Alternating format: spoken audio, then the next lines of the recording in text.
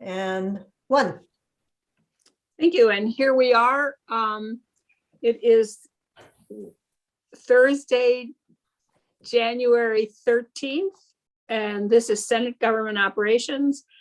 And I just want to remind us, I think that I haven't said this for a while, and we only have 2 guests with us, so it really isn't relevant right now, but we don't use chat because chat is seen by the committee is seen as side conversations. And if we were in the State House, we would ask people to take their conversations outside of the committee room. So just to remind people that that the only time chat is used is if somebody refers to a website or a document or something, Gail will post it on the chat. But other than that, we don't really use it. So today, I believe, Tucker, we are going to look at, as you remember, probably 2 years ago, we passed a municipal self-governance pilot bill. It passed the Senate and it did not meet with much favorability in the House. And so this year we're trying a slightly different tack, and Tucker will explain to us what it is that we're doing here and how this might give us some of the same outcomes, but in a slightly different way. So with that, Tucker, do you want to lead us off? And just I want to make sure, Mark, Sheriff Anderson, are you here for this bill? Or did I mislead you on something? Good afternoon, Madam Chair. I am here regarding S-181. I missed the reference that you're talking about, but if that's the one, that's what I'm here for. That is it. Thank you. Okay, I just didn't, sometimes I might send people the wrong messages. So, okay, just wanted to check. Thank you. Okay, Tucker.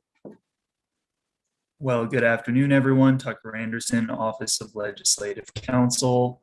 I will walk you through S-181 as introduced. For some background, just some general differentiation between what you have in front of you and what Senator White brought up about the municipal self-governance pilot program that you all worked on last biennium. A key difference with everything in this bill is that the authority that is granted under the bill you have in front of you is universal for all municipalities. This doesn't establish a pilot program where there's a limited number of municipalities that are selected first by a commission that's recommended to the General Assembly, and then you would pass subsequent acts. If this moves through, this authority is granted immediately upon the passage of the bill and is available to all municipalities in the state. There are a ton of subject areas that are covered within the 4 corners of this bill. There is going to be a lot to unpack here within some of those subject areas, and I'm sure that you will give it a lot of attention. So to start, let's jump into the first chunk of the bill. Under the Reader Assistance heading on page 2, Ordinance Authority subject to permissive referendum. This is going to be authority granted to municipalities that they will express legislatively through their legislative body that is subject to a referendum of the voters. So it could be overturned by petition by the voters. The first section that we will deal with is one that this committee has worked in quite a bit, 24 VSA section 2291. This contains enumerated regulatory powers. This is ordinance authority. And for each of these, the municipal legislative body would have the ability to adopt an ordinance that carries either a civil or criminal penalty. There are some exceptions in 2291 that we don't have to get into here, but that is the background for how this comes to be. The first amendment appears on page 3, Subdivision 1, And this is a modification of the existing regulatory authority that municipalities have over sidewalks and bicycle paths. This would allow a municipality to set off portions of public highways for sidewalks and bicycle paths and to regulate their installation and use. So this is a clarifying amendment that says that municipalities would be able to regulate the installation of sidewalks and bicycle paths, an authority that apparently they do not have currently outside of 2291. Moving on, in Subdivision 4, we deal with another municipal highway section. Under existing authority, this allows municipalities to regulate the operation and use of vehicles, to erect traffic signs and signals, to regulate the speed of vehicles. And here we are striking subject to 23 VSA Chapter 13, Subchapter 12. Eliminating this reference, the intent of that strike is to allow municipalities simply, without qualification, to regulate the speed limits on town highways. If you go to 23 VSA Chapter 13, Subchapter 12, it very specifically will limit the maximum speed limits and minimum speed limits that may be posted on town highways and requires traffic studies. Eliminating this reference, the intent, and there may need to be further amendment, is to state that municipalities can regulate the speed of vehicles absent those qualifications. Language is immediately added after that to allow municipalities to implement traffic calming regulations.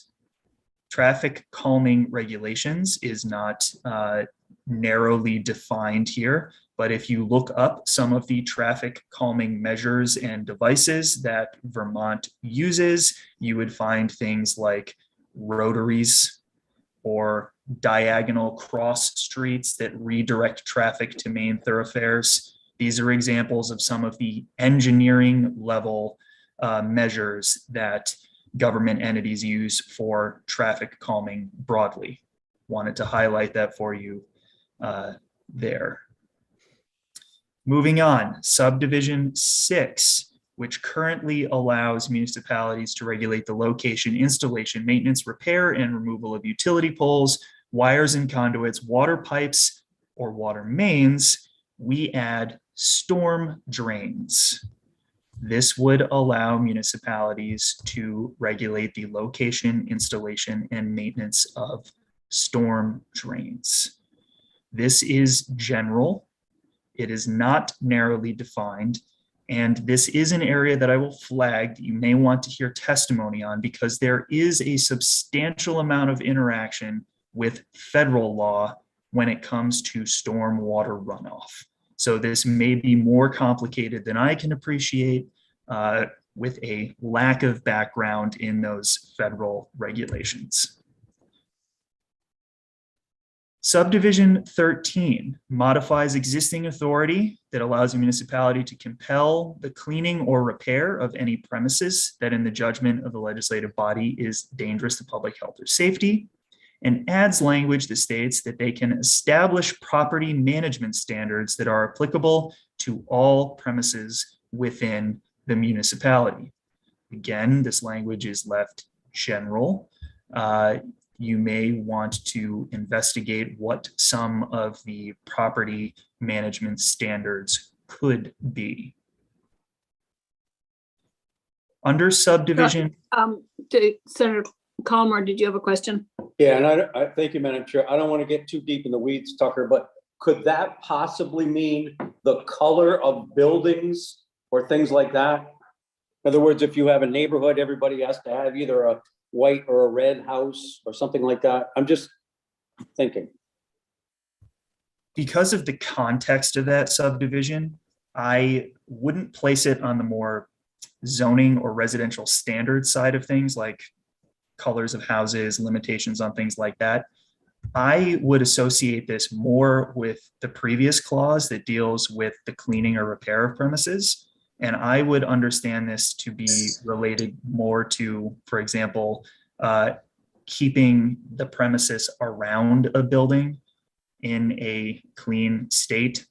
But you may want to hear more, for example, from the league on what municipalities are looking for with this specific power. Thank you. Thank you. Moving on in subdivision 24, we have a modification of the existing power contingent on a determination by a building inspector or a health officer that a building is uninhabitable to recover all expenses incident to the maintenance of an uninhabitable building.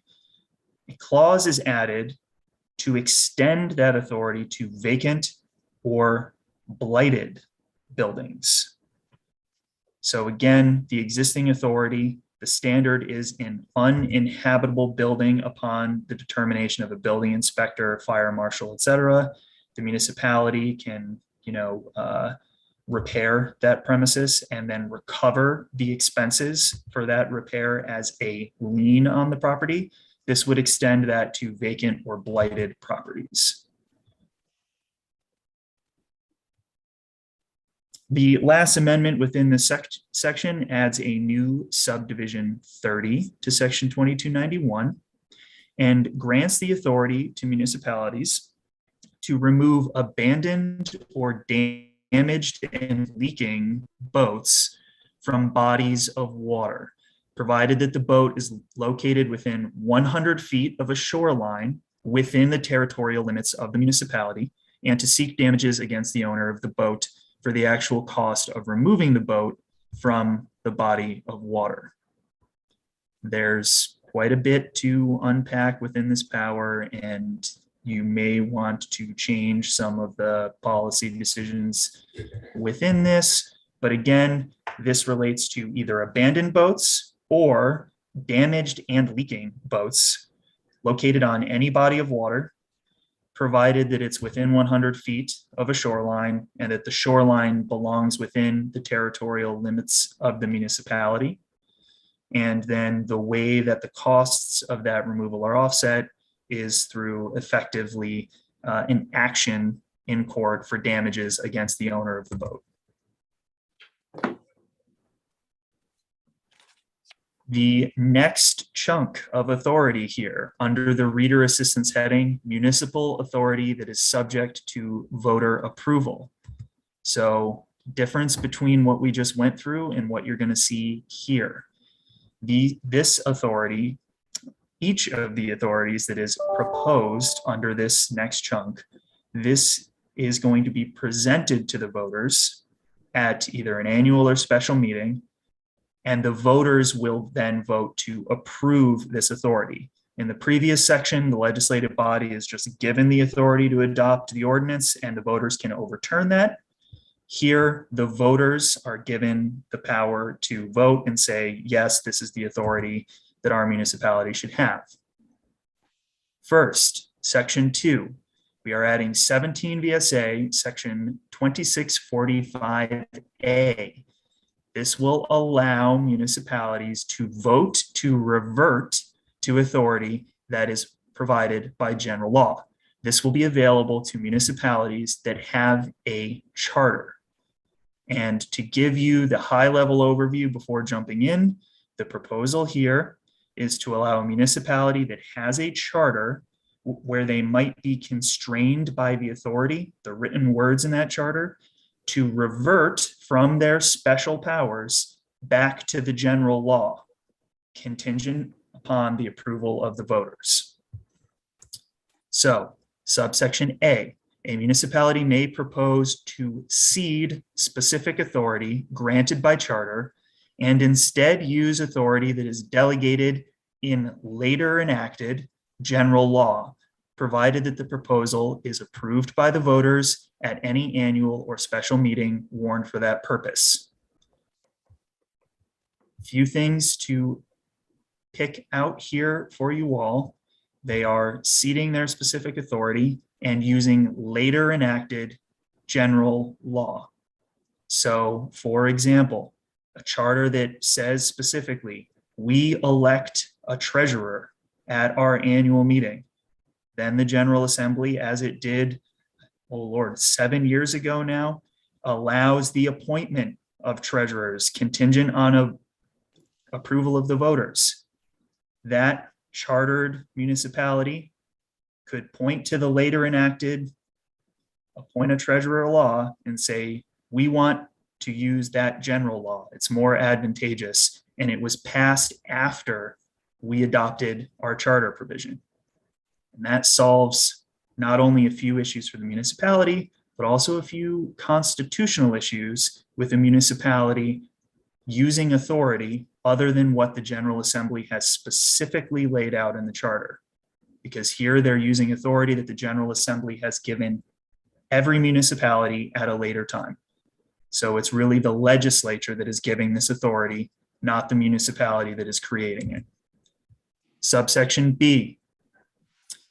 The proposal may be made by the legislative body of the municipality or by a petition of 5% of the voters. The proposal shall specifically identify and contain the later enacted general law that the municipality proposes to use in lieu of its charter. The proposal shall be filed as a public record with the clerk of the municipality at least 10 days before the first public hearing and be available for inspection or copying. The legislative body shall hold at least 2 public hearings prior to the meeting to vote on the charter proposal. Notice of each public hearing and of the annual or special meeting shall be given in accordance with section 2641. Voting on the proposal shall be by Australian ballot. The requirements here are similar to charter amendment, not as stringent or specific. To highlight one reason that some of the notice and public records requirements are carried over here, that is so that you all as the General Assembly can have some sort of notice and knowledge of when this is happening, because likely you will want to clean up the charters where the municipalities have said, we don't want this power anymore. We're going to use the general law.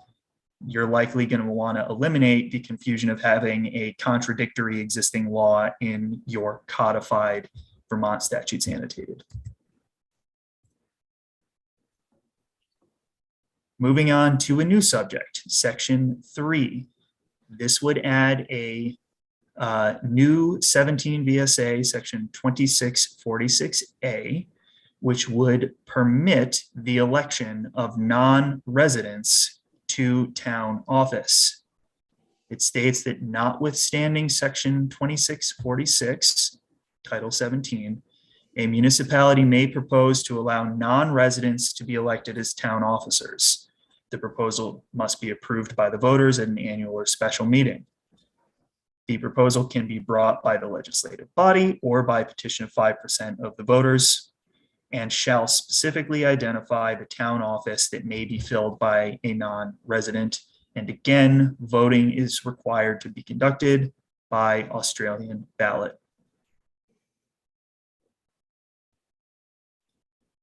There are going to be a few sections that will move through here that are dealing with specific requirements for the election of town officers and for the composition of certain boards. We will move into the first here. 17 VSA section 2650 is being amended in this section to permit municipalities to have more than 5 members on their select boards. So in the first subdivision B1A, what you are doing is you are striking the word "to" so that that subdivision now reads that a town may vote at an annual or special meeting to elect additional select board members. It is not so prescriptive as to say 2 additional select board members. It could be more. Again, we have a clarifying correction. Subdivision B2A. If 2 or more additional select board member positions are created, they shall be for terms of the same length. If the terms of the new positions are to be for 2 years, then the terms of the members shall be staggered, with a member or members elected for 1 year and the other select board member and members elected for 2 years. This is an existing staggering provision that applies to when municipality moves from 3 members to 5. This is just clarifying that it's also going to apply to those municipalities who choose to have 6 or 7 or 70 members on their legislative body. Section Some of 5. us were listening very closely. Section 5. This deals with the elimination of the office of constable. Again, proposed by the municipality and approved by the voters. And for each of these sections that we'll move through, I'll walk you through this one so that you know the mechanics of how this particular office is being removed. But this is replicated for each of the offices within the bill. So I'll move through the subsequent sections a little more quickly as we go along. Section 5, eliminating the constables. First, we're adding a subsection D to state that a town may vote by Australian ballot at an annual meeting to eliminate the office of constable. If the town votes to eliminate the office of constable, the select board shall appoint a qualified law enforcement officer who need not be a resident of the town. And that would be to carry out any of the duties that are assigned to the constable for the town under statute. The law enforcement officer that is appointed by the select board will have the same powers and duties as an elected first constable and shall proceed in the discharge of those duties in the same manner and will be subject to the same liabilities as first constables. A vote to eliminate the office shall remain in effect until it is rescinded by a majority vote of the registered voters at an annual meeting.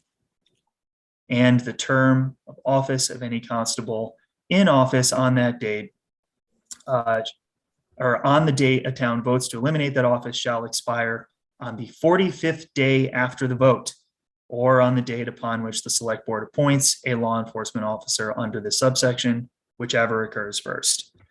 This is very similar, and in fact taken directly from some of the elimination of offices that you have already put in Title 17 for local elected officials. Section 6, whole new topic entirely, but still within local elections and local officials. This adds 17 VSA section 2668 to deal with the recall of local officials. It provides that any elected municipal officer may be removed from office subject to the procedure for voter-initiated petition that is contained within this section that we're working in now. A petition for a vote on the question of recalling an elected municipal officer needs to be signed by 15% of the active registered voters of the municipality and presented to the legislative body or the clerk. When a petition is submitted under this section, the legislative body is required to call a special meeting within 60 days from receipt of the petition, or include an article in the warning for the next annual meeting if it falls within that 60-day period. When the petition is approved by a majority of the ballots cast at the special or annual meeting, the officer that is named in the petition shall cease to hold office. Vacancies that result from a recall shall be filled in accordance with general municipal law. And a recall petition, and this is an important limitation, shall not be brought against an individual elected municipal officer more than once within any 12-month period. So the voters get one bite at the apple per year to recall an elected town officer. Section 7, amends 24 VSA, section 138. This is your local option taxes section. As you know, currently there is a limit and specific requirements for a municipality to adopt a local option tax under general law. Other municipalities that do not qualify under the specific formula that is articulated inside section 138 use the charter amendment procedure to adopt local option taxes. Here, this is eliminating the formula for determining municipalities that qualify for this power and is just stating if a legislative body of a municipality by majority vote recommends, the voters of the municipality can vote to adopt one of the following: 1% sales tax, 1% meals and alcoholic beverages tax, or a 1% rooms tax. The short version, this is just allowing any municipality to propose and then vote to adopt a local option tax. Section 8. This is an amendment to 24 VSA section 4460 dealing with appropriate municipal panels, which is a very poetic name for panels such as your development review boards or your, is it zoning adjustment boards or zoning boards of adjustment? I can never remember which order it goes in. I'll keep my haikus about zoning boards of adjustment to myself. This Or just planning and zoning, most, there we go. or Perfect. parks commissions. This would add a new subsection F that would allow a municipality to vote at an annual or special meeting to change the number of members that compose a board of adjustment or a development review board. So again, they're changing the number. It doesn't specify that they need to enlarge on any basis. To some extent, under current authority, there's already authority to determine the composition of these boards. Subdivision 1 on page 12, the proposal to change the number of members serving on one of these boards may be brought either by the legislative body or by a petition of 5% of the voters. The vote to approve is going to be by Australian ballot. If the number of members on a board is reduced, the legislative body determines which of the appointed members shall remain in office. So the authority to continue those members in office is left to the legislative body under that subdivision. And just to highlight something there, the members are appointed by the legislative body under current law. So appointment and removal power already exists there. The next section, the next chunk of sections deals with voter approved. Tucker, can I interrupt you for 1 second here to tell Please. the committee that this bill is way, also I wanted to give Tucker a chance to take a drink of water. This bill is way pared down from where it started. We started with hundreds of changes to general law, and this is where it has come. So if you think this is long, it would have been 8 times longer before, just so you know. This isn't that long. It's only 27 pages. I know, but I'm just saying that it would have been a lot longer had we gone where we really wanted to go, right, Gwen? Okay, thanks. Well- Tucker? I'm sure that my monotone will make it feel like it's Tolstoy or David Foster Wallace, but we are halfway through right now, I promise you. All right. You're doing a great job, and actually it's fun for those of us who are listening carefully because you're making it fun.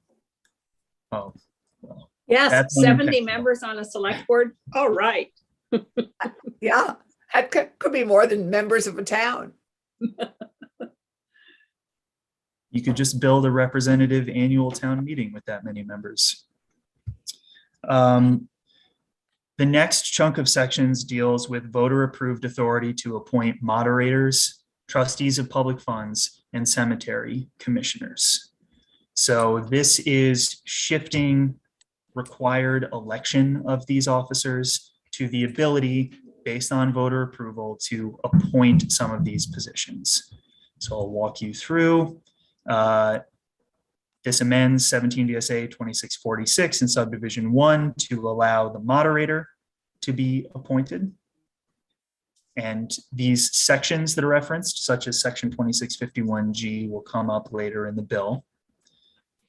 We have a modification in Subdivision 7 that recognizes that some municipalities, under the authority that we covered in an earlier section, may have eliminated that office. Subdivision 12, we deal with the trustees of public funds. Subdivision 14, the cemetery commissioner.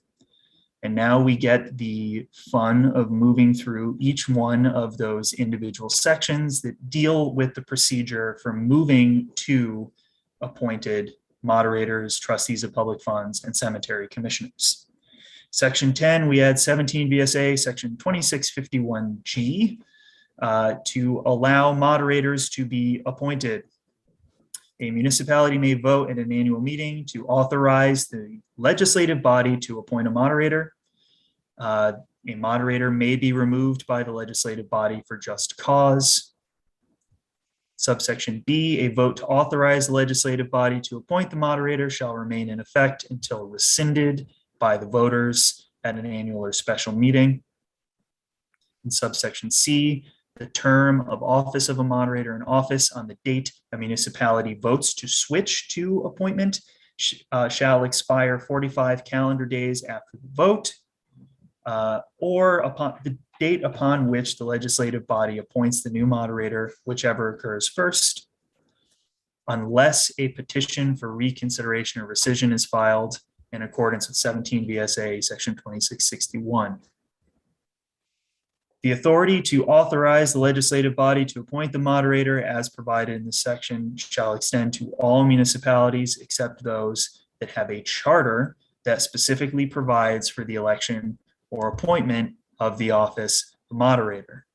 So I want to highlight that in particular because of the earlier authority that we covered, where a municipality could take advantage of a later enacted general law. You have built into many of these sections that allow, for example, the clerk and the treasurer of a municipality to be appointed.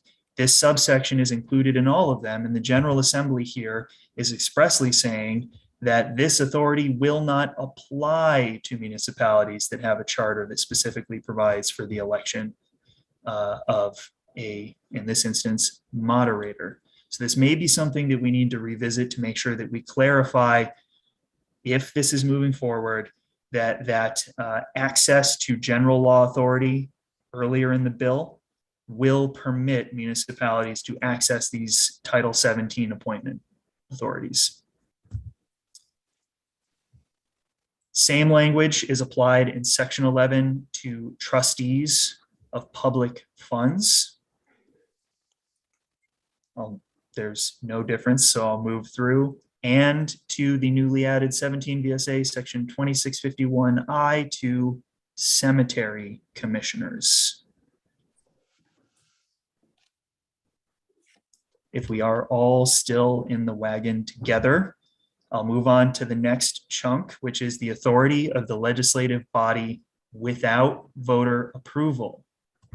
So this section deals with authority that the legislative body can wield without expressing it through an ordinance and without submitting the issue to the voters for approval.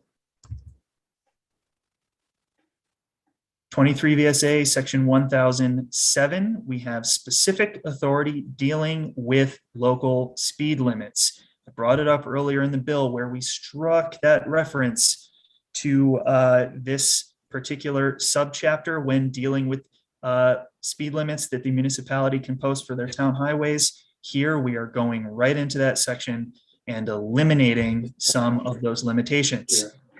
So language is struck in A1 sub A, dealing with maximum speed limits, and sub B, dealing with minimum speed limit. Reference is also struck in A2 there. The bottom line with what is happening in this section is that this would remove the specific speed limit limitations that are placed on municipalities. The maximum speed limit on a town highway could be more than 50, and the minimum could be less than 25.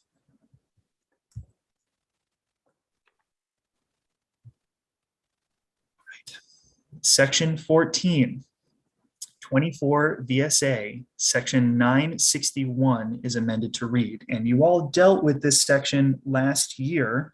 This is the section of statute that deals with the vacancy or suspension of officers' duties, and you dealt with this in the context of members of a legislative body that fail to take their oath of office and never assume their position on the legislative body. Last year, you visited that and you established a procedure there where if, I believe it's within 30 days after the election of that member, if they don't take a required oath of office and assume the position, then it is declared initially to be vacant, and the legislative body affords that member an opportunity to show up, to take the oath, and to assume their office. If they don't do that, then it becomes vacant, and you run through the procedure to replace them. So this adds a subsection E, states that when a member of a municipal legislative body fails to attend within a 1-year period the minimum number of meetings established by the legislative body in an annual attendance policy, the member's office shall become vacant. However, the member's office shall not be deemed vacant pursuant to an attendance policy until the legislative body of the municipality has warned a regular meeting for that purpose and affords the member the opportunity to demonstrate that the absences were due to a reasonable basis established in the attendance policy. An annual attendance policy may only be established by unanimous resolution of the legislative body and shall be renewed by the legislative body annually. So this section works backwards a little bit. The legislative body unanimously working together establishes an attendance policy. Included in that are some reasonable bases for absences and a minimum attendance measure that will be applicable to all the members. And because it's a unanimous decision, it's self-binding here. Everyone's agreeing this is how many meetings we have to attend within a year. If a member fails to meet that attendance goal, then they are subject potentially to having their office deemed vacant. However, they have an opportunity at a meeting to show up and explain their absences. Okay. Section 15 amends 18 VSA, section 5361, and it adds one word to statutes relating to the care of cemetery grounds to allow the town to improve the cemetery grounds. As it currently reads, appropriations may be made when necessary for purchasing, holding, and keeping in repair suitable grounds for burying the dead. This adds the term improving so that improvements can be made with monies that are held within those cemetery accounts. Section 16 amends 24 VSA section 3107. And the general description of this is to require that prior to the issuance of a final permit under the municipality's building permit structure, that all other essential or necessary permits and inspections need to have been complied with. So jumping into subsection B. The section is being amended to state that that certificate shall not be granted until the inspector is satisfied first, and this is existing, that the structure, when completed, will be properly built and fireproof, and provided that the building inspector, before issuing the building certificate, shall be satisfied that the issuance of the certificate or the building of the structure will not violate a bylaw adopted by the municipality, and that the owner, builder, or architect has acquired any necessary municipal permit or certificate that is related to sidewalks, water supply, sewer, building codes, or signage. So effectively, this sets up that the building certificate that's issued by the building inspector is not going to be issued until those that are building this structure are in compliance with existing requirements in the municipality around, for example, the curtilage around the building, as we say in legal terms, the sidewalks, some of the utilities that are provided to the building, etc. Starting in section 17, we're going to have from here on a few pieces from what you refer to as your off-the-shelf authority related to emergency operations of government. So first, we have an amendment to the state's open meeting law in section 17. It proposes to add a new section 312A to Title I that deals with the meetings of public bodies during a state of emergency. I will try to bring you back to some of your previous discussions as we move through this. First, we have a set of definitions in subsection A. We have affected public body. And again, public body means any commission, board, legislative body of the state or its political subdivisions. A public body whose regular meeting location is affected or is located in an area affected by a hazard and that cannot meet in a designated physical meeting location due to a declared state of emergency pursuant to 20 VSA Chapter 1. And hazard is a defined term, bringing you back to your discussion last year, the year before. Subdivision 2, hazard means and all hazards as defined in 20 VSA Section 2, Subdivision 1.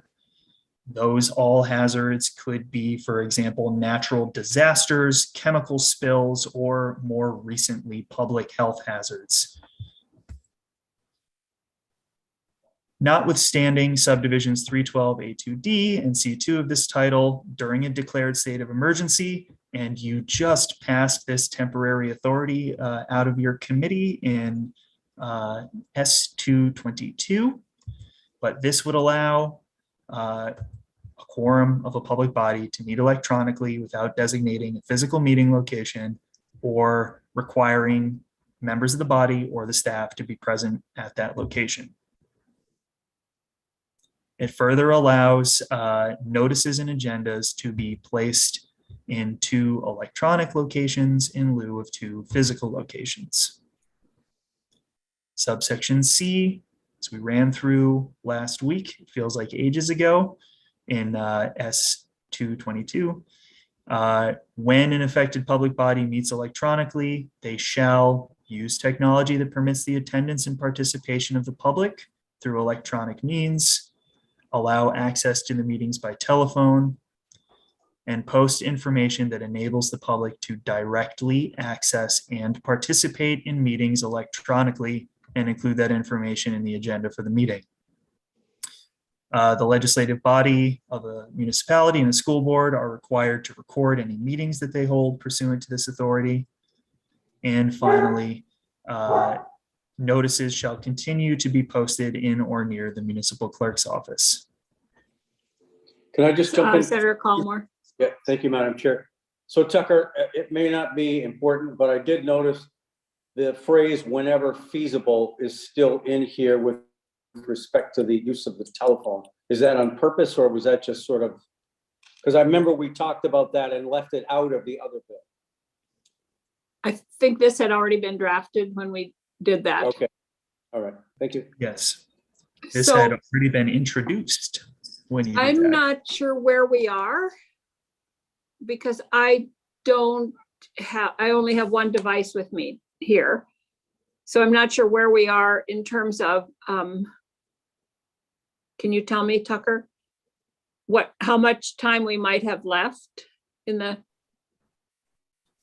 Maybe a few minutes, because again, you've already gone through a lot of this and we're about to hit page 22 of 27. okay, yeah, because the ones that we just went through, I don't think we need to go through them at all. I'm only aware of that because we have another issue and I don't want to get too far behind the schedule, but go ahead. Gotcha. Section 18 contains the authority that you dealt with during the COVID response and in your off-the-shelf bill that would allow boards of civil authority and tax officers to conduct property inspections for purposes of grand list appeals through electronic means rather than being in person. And again, this is during a declared state of emergency, the way that this is set up.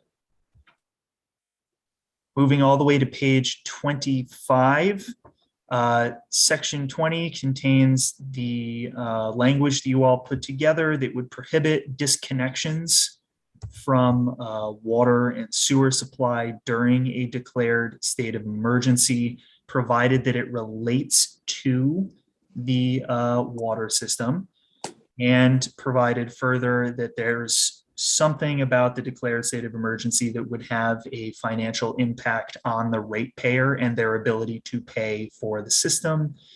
And there's a caveat in there that if the disconnection is because the water system is contaminated, that they can force a disconnection at that point.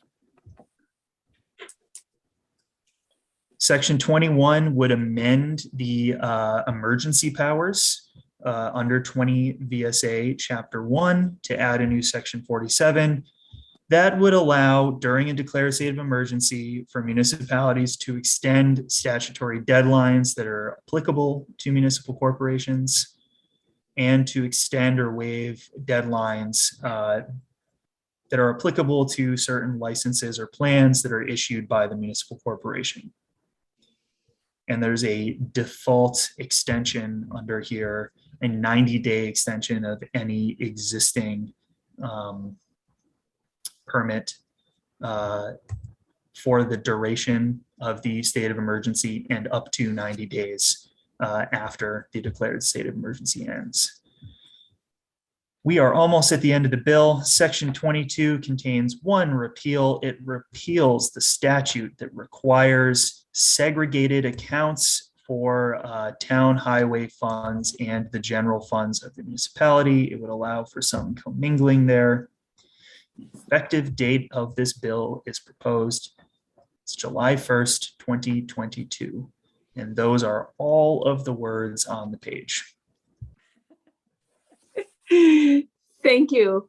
What I'm going to do is, there was a lot of stuff here. And there are a lot of things, and I'm sure that there will be some of these, we really need to take more testimony on. Some of them seem pretty straightforward. I can't imagine why we wouldn't allow a town to use funds to improve their cemeteries, but apparently we don't. So what I think that we'll do is jump to Mark, to Sheriff Anderson, because he's been here, and I suspect that you don't really care about improving cemeteries. I mean, not that you don't care about improving cemeteries, but that you don't, that's not your prime reason for being here. I suspect it might have something to do with the constables. So if you want to weigh in, and then I think we'll take this up in depth and go through the things and see where we need to go next time. Okay? is that okay with everybody? Sure. Okay. So Sheriff Anderson, since you're here, Thank you, Madam Chair. For the record, Mark Anderson, Windham County Sheriff and President of the Vermont Sheriff's Association. The Sheriff's Association currently holds no position on this, though I believe it was Section 5, specific to the constables.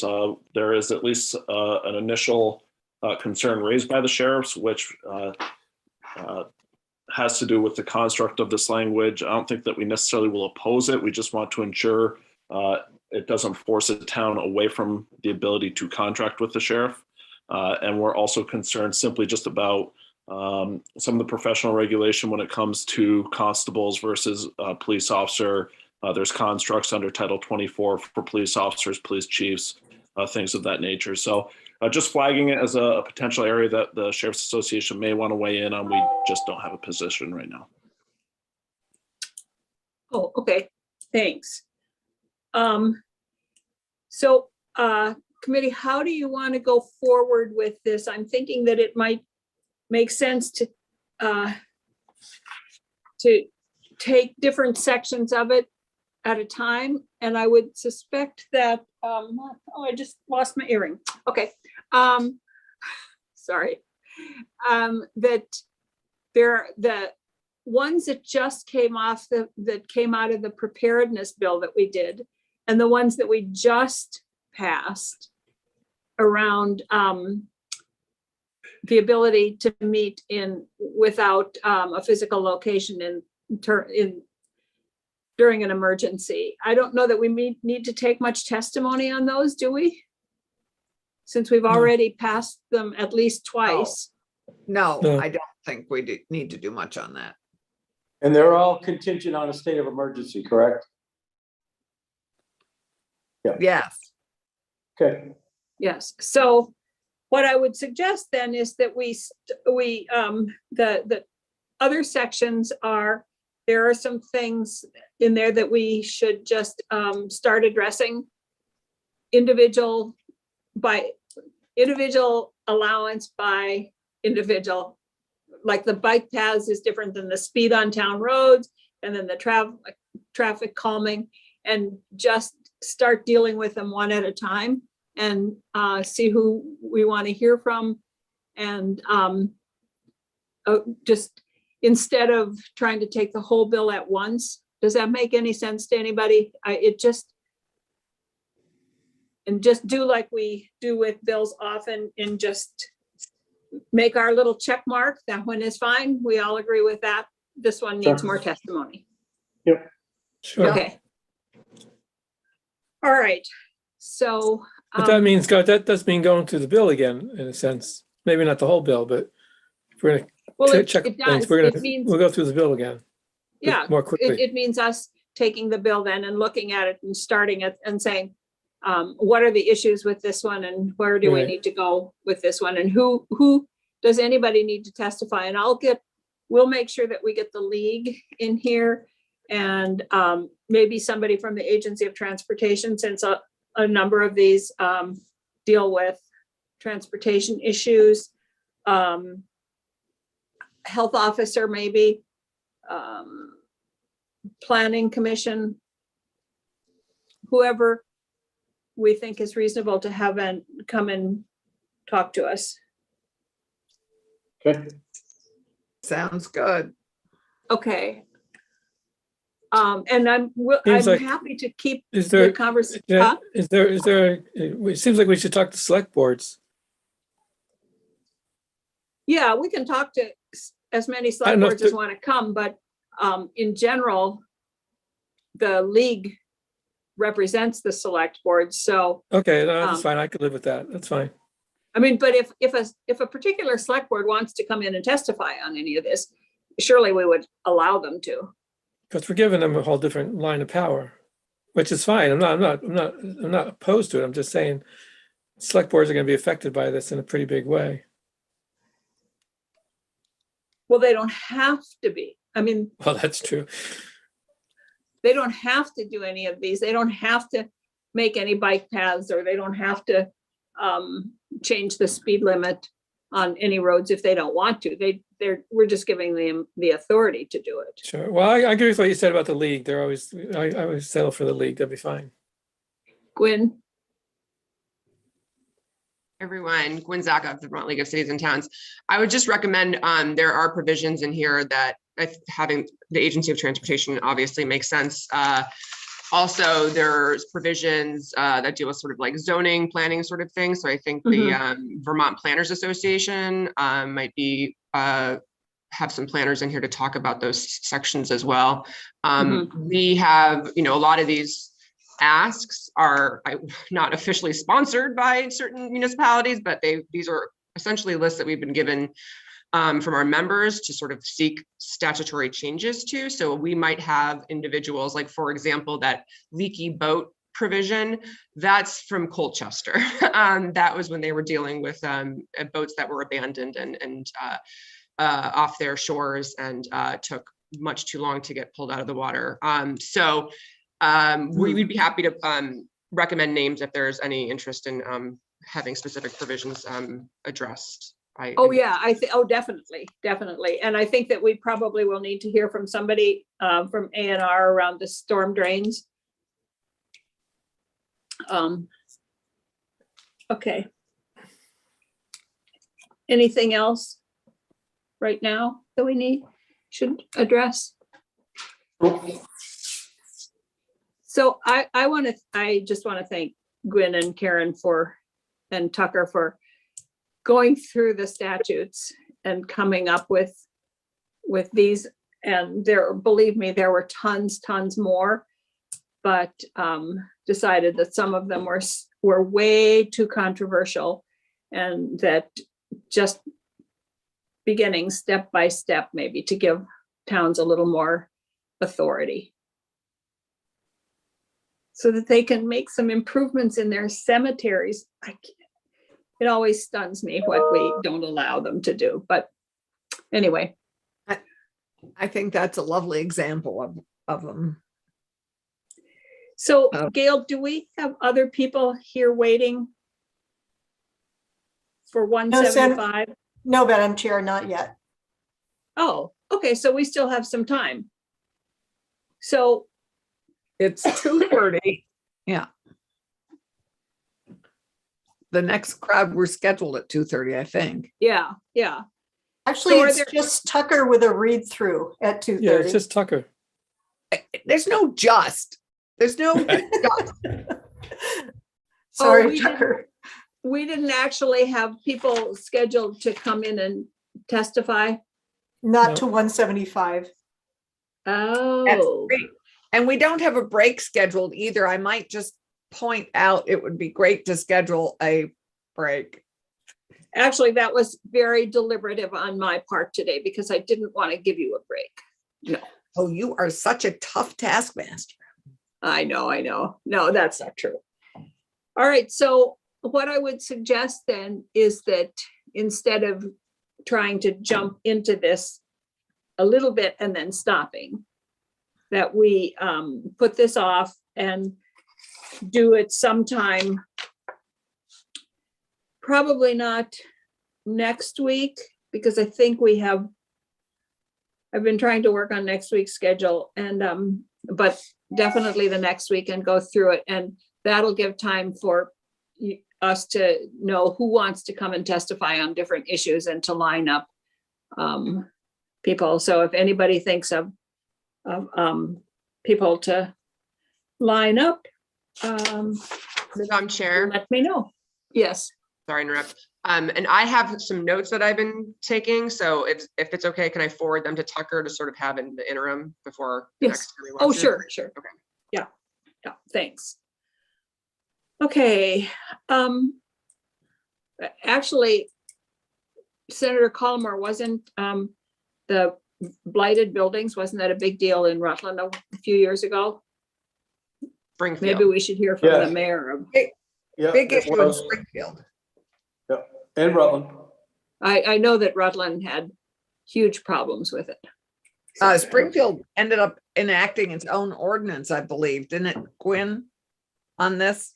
So They have a interestingly a charter still that's ready to be passed by the legislature that has a provision in it that deals with sort of blighted properties. And they actually borrowed it, interestingly enough, from the town of Shelburne, who has a similar provision in their charter. Right. And well, they did something specific to deal with a blighted property right by the high school that they then, I can't remember if they leveled it or if they fixed it up. I can't, but they took charge of it and it got taken, it either was reduced to rubble or it was improved. I'm forgetting which one, but they dealt with it very effectively. But it took lots of backbending to get there. It takes a long time, and Bellows Falls, they just tore down, unfortunately, an old historic church, but that had been in such disrepair for a long time, and it was right near a school, and people were very nervous about people walking by on the street and chunks of the building coming off and hitting people, and it was a mess, and it should have been taken care of years ago, but they took it down. So, but it took years and for them to get to that point. So, okay, so let's do that. Yes. May I just ask, while we have Gwen and Karen here, what is, speaking of blighted properties, I'm just not sure what the recourse is for a town that has landlord that, I guess this fits right in here, which is what, how do you get where a property isn't fully blighted, but is not fully operationalized either, and not fixed up? I guess you have several options now. You could tax them for vacant space, or you could do a bunch of things, I think, at the moment, couldn't you? To encourage them to improve it and make it so things don't fall off and hit people on the street. If I could, Senator, just a couple of thoughts on that. We're not actually authorized to tax vacant properties at a different rate than other properties. It's just fair market value. So a very dilapidated building might be worth less. But what about floors? What about vacant floors? There's no ability to differentiate in the laws around property taxation right now. I mean, there are cities in other states that have done that with a fair amount of success, actually. So, but the other thought that I had was that in the Senate Economic Development Committee, you're looking at S79, the rental housing inspections. And so that would also help with the situation, particularly of residential properties. Absolutely. Or mixed use properties in our downtowns, like our beautiful brick blocks, where some of them are just being unstewarded, untaken care of. Right. Right. They're just so valuable to our downtowns and could be so productive. I know. Right. Absolutely. Of course, we have it in now S210. So I'm going to suggest that we take a 10-minute break, come back and do the walkthrough of S175 and any questions we have there. Or would you rather take the walkthrough now and then take a break? It's up to you. What do we have after that? That is Optometrists. What? Oh, let's do 170. Let's do the next one first and then take a break. How about that? Yep. Okay, got it. Thank you, Karen Gwynn. And you're welcome to stay with us, and Sheriff Anderson. So Tucker, do you want to switch gears here and walk us through what's actually a very short bill? Yes, S175 is shorter than S181, but you will be brought back to your work last year on this issue and realize that this is a very complicated issue, even though it's only 3 pages or so of text. To bring you back, this bill deals with a Public Records Act exemption and then confidential records related to the arrest and initial charge of a juvenile. There is one discrete difference between the bill that you have in front of you and what was passed by the General Assembly and ultimately vetoed by the governor last year. Section 1 amends 1 VSA Section 317, which is within the Public Records Act, and details the Public Records Act exemptions. The First Amendment is in Subdivision C5B, adds a new subdivision Romanet 2 and 3 under that Subdivision B. Within this particular exemption in C5, we have grouped all of the law enforcement exemptions to the Public Records Act.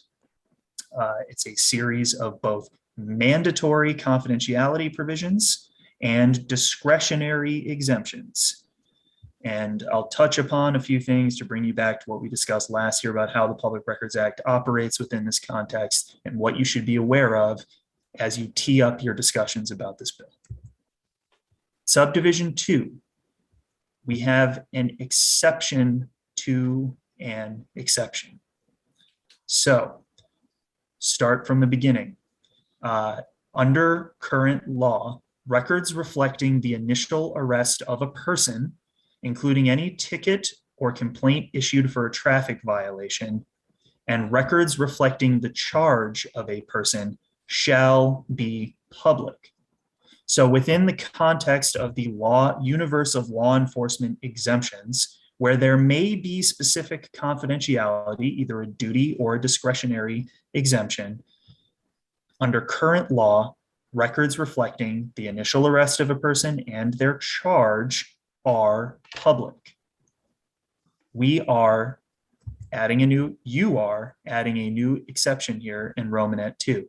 A public agency shall not release any information within a record reflecting the initial arrest or charge of a child that would reveal the identity of the child. Note that the term child is one of the differences between what you passed last year and what is in front of you. Last year's bill specified the age of the person and had a subsequent amendment under the raise the age provisions that in a future year would change that age. That is not happening here. Instead, we have the defined term child. Moving along.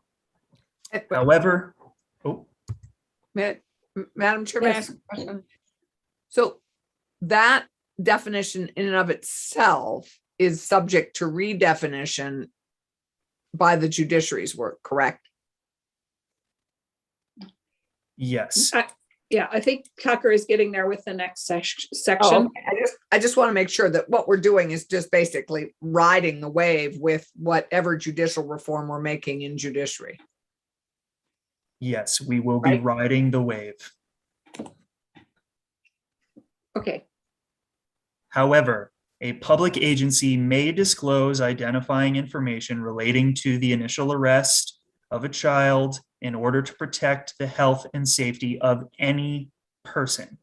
So bringing you back to your discussions last year, this would allow a public agency, likely a law enforcement agency within this context, to release certain identifying information in order to protect the health or safety of any person.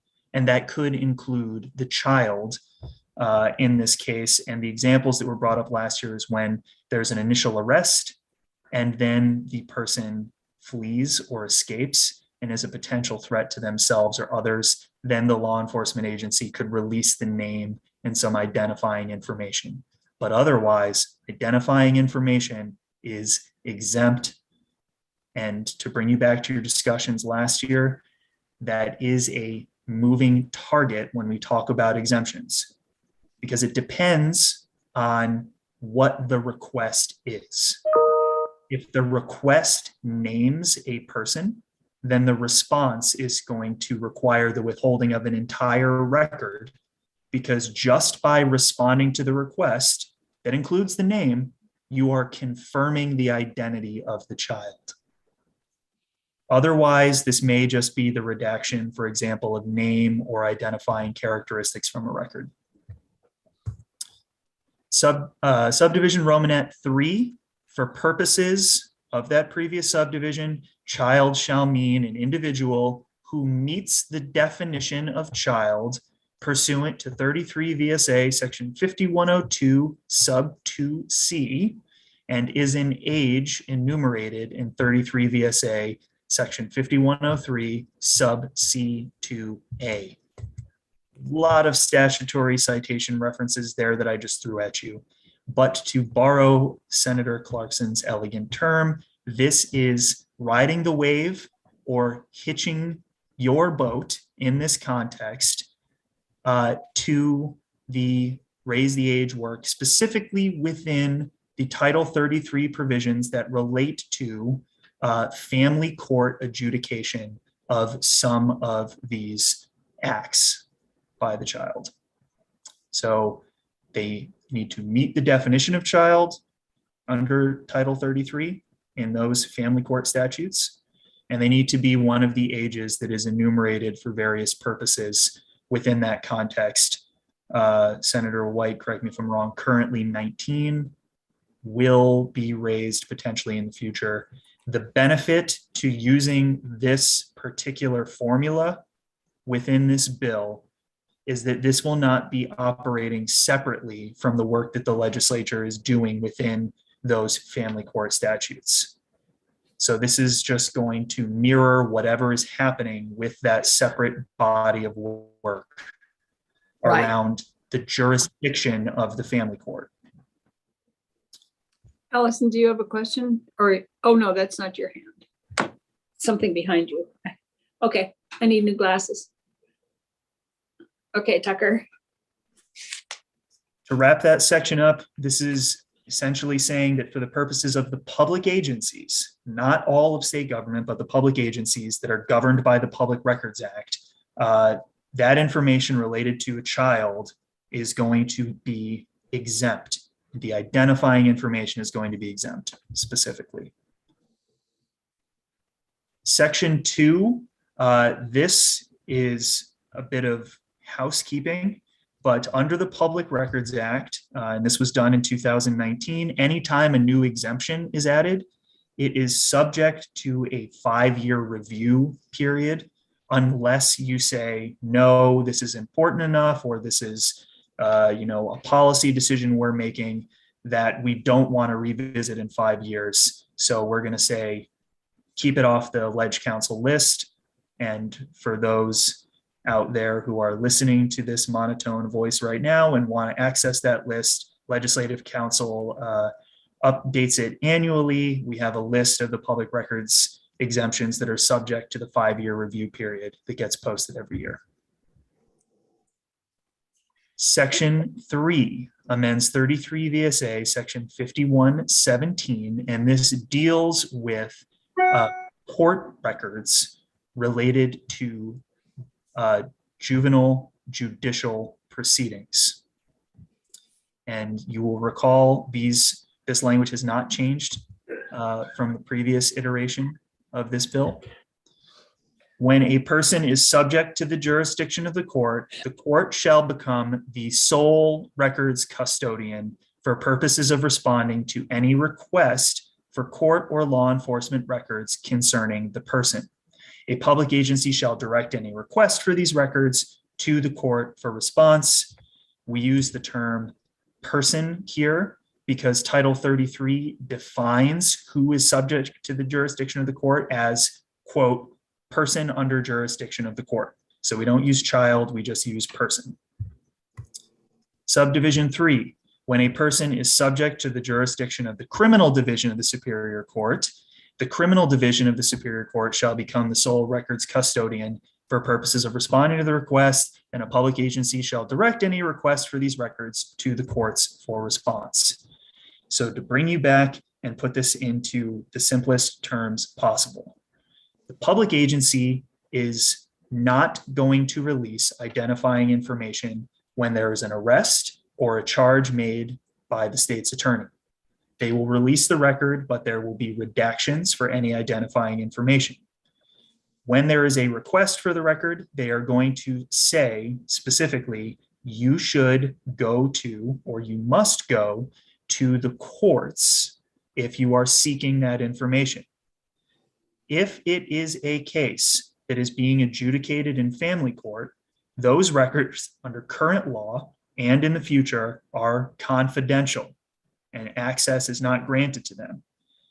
If the individual has committed one of the offenses that goes to the criminal division, those records will become public, but the criminal division will respond. In each case, the public agency, likely the law enforcement agency, is going to say, go to the courts. They are the sole and official custodian of these records. The effective date here is July 1st, 2022.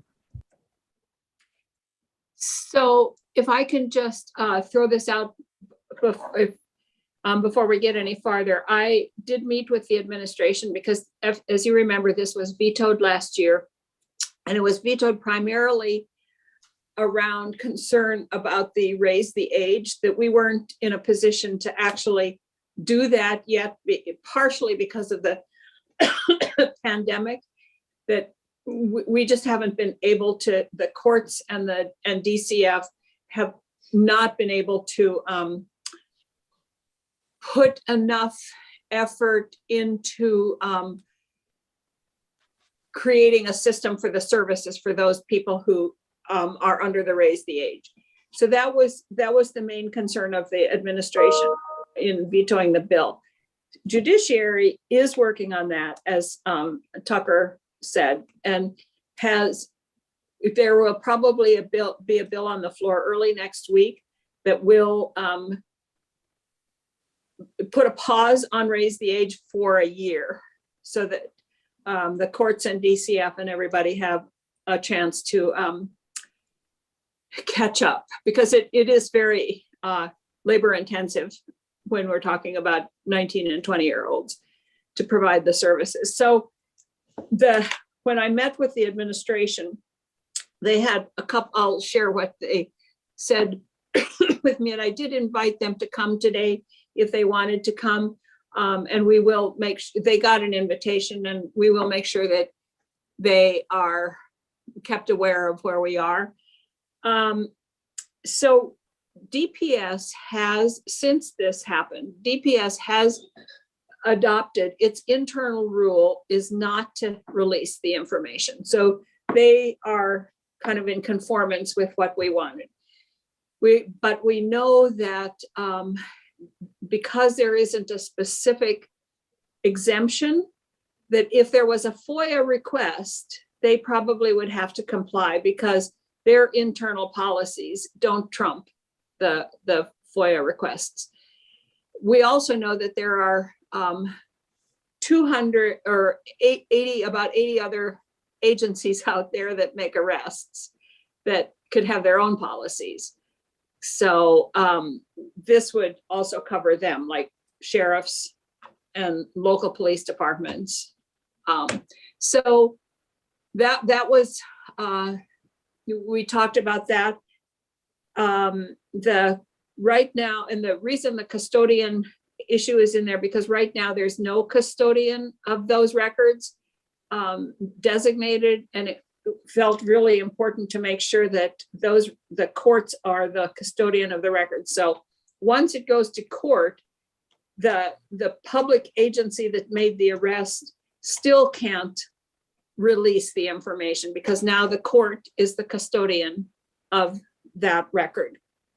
The other thing that the only other thing they had concern about, and Tucker, I'm going to ask you to make sure with Eric that where there's the cross-reference to the raise the age, that in fact is because the way they read it, it actually increased the age right now. So let's just make sure that they didn't have a concern about connecting it there, but the way they read this, they didn't read it that way. And the only other concern that they had was around DMV, and because they are under federal guidelines that incidents have to be reported and they have to be public. But if there was an accident, for example, that information would be public by DMV. It's only if there's an arrest that that this applies. So if there isn't an arrest and there's a crash and they say it was 16-year-old Bobby Jones, that's federal guidelines, excuse me, regulations. And if there's an arrest that follows it, then that arrest information is confidential, but the traffic information is not. And so they will have DMV come in here and just confirm that, because, but I think that's what we heard last year, is that that's the way it would work. So that was the administration's concern with this, were just the DMV thing and the cross-reference there. Yes. Can you help me understand the problem with the cross-reference? I mean, the cross-reference is great because it just links us with that work, with our judicial reform work. I mean, whatever the age is now is whatever the age should be. They just want to make, they read this in a different way, and that we just want to make sure that it is absolutely clear, because the way they read this, that the definition of a child is, for example, a youthful offender goes up to the age of 22 right now, but youthful offenders are not part of this. This isn't, so they just want to make sure that this cross-reference actually does what it said, what we think it does. Right now, the cross-reference takes you, right now, that age is linked to age 19. In one of them. Not in everything? I mean, I didn't read the, Offender is a different thing though, right? I didn't read the the two cross references. I didn't go back and read them. So all I'm saying is that we just need to make sure that it does what it says it does. Right. And I'm not saying they're right or they're wrong, but we just need to make sure that it does what we think it does. And that it does not address the youthful offender status, because that's a very different thing. This is for juveniles and when they're defined as a juvenile. But youthful offender is different, and we don't want to confuse it here. I ask, how's the child defined? Well, What's a child? that is the cross-reference here, and that we're referring to. And I haven't actually read those two cross-references, because I just assumed that Tucker and Eric were making the right cross-references, but it was brought up to me by the administration. So all I'm saying is that we need to make sure that that's what it does, and that it doesn't cross-reference in any way to youthful offenders. Because youthful offenders are very different. They're not juveniles. So I hate to ask, but you serve on judiciary, and I served on judiciary so long ago that I'm not remembering. What, for a normal person, a youthful offender is a child. So No. can you clarify? I know, but Okay, in here's term, no one here's would what think a there was youthful a difference. here's what a youthful offender is. There's a youthful offender statute, and it's very complicated. Marshall came in here last year and talked to us about the youthful offender status. And what it is anybody under the age of 22, if they're charged with a certain crime, can obtain youthful offender status. And there are certain requirements for them to do that. For example, they have to say, yes, I'm guilty of that crime, and I'll do restitution, and I'll do all these other things. And then if they do all those other things, then their record is, they don't have a record. It's So it a puts little them- bit like diversion, but it's not really. They're Right. considered, It puts them on a separate path. It puts them on a very separate adjudication path. well, yeah, I mean, Right. So we it can does- have Marshall come in again and talk to us if we want to I was talk about youthful offender, but this does not impact the youthful offender status. So, Got it. Got it. Thank you. That was helpful, actually. so are there other questions or concerns about this? And the other concern that the administration had was around the media and whether the media would support this. And my position on this is that the media will never support this, no matter what we do, because it cuts out a piece of news. And in my opinion, that piece of news is not something that should be shared anyway until there's a decision about whether the youth is in family court where it's confidential or in criminal court where it's public. So, but the media will never agree. So. We can be guaranteed of that. Definitely. So are there more questions for Tucker right now about this? No, I think you've done a nice job responding to the administration but moving us forward, protecting young people. And I will meet with them again and make sure that the cross references are right. And we will have DMV come in and talk to us because that was also a concern of theirs and they were going to check with them, but just so that we are absolutely sure about that. Okay. Anything else? And apparently the way this happens, and I wasn't sure today when Senator Sirotkin made that motion to move the action on that to a certain date. I think the way this happens is that if we pass this out of here and it goes to the floor, it's a separate bill from 106. So then it becomes a bill and then we have to take action on 106. So if we pass this, then we would vote to sustain the governor's veto on 106. Correct. And we don't want to overturn, we don't want to overturn the governor's veto on that because this correction around tracking with raise the age is really important. And that wasn't in the last one. Right. No, I think it's good. Okay, any more questions or anything?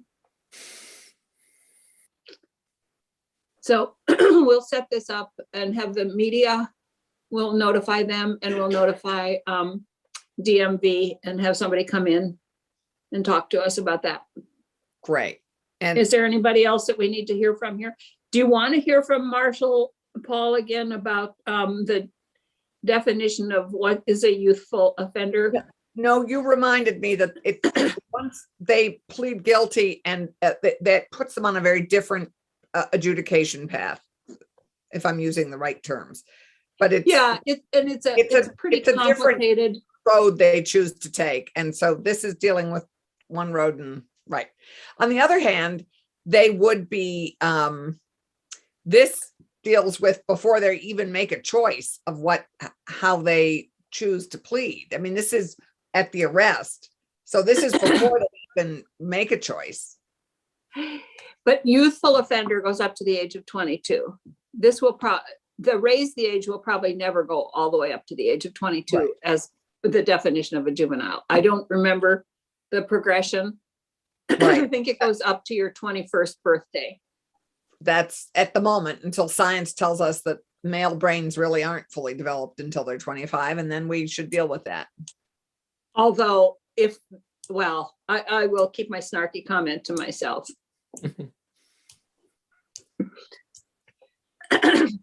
So, That, okay, should we take a break? yes, and when can we go off live if we're gonna take a break now? When are we coming back? Well, we always go off live when we take a break. Right, but when are we gonna come back for the public? It's 3:00. They're scheduled to come in at 3:30. So I guess we'll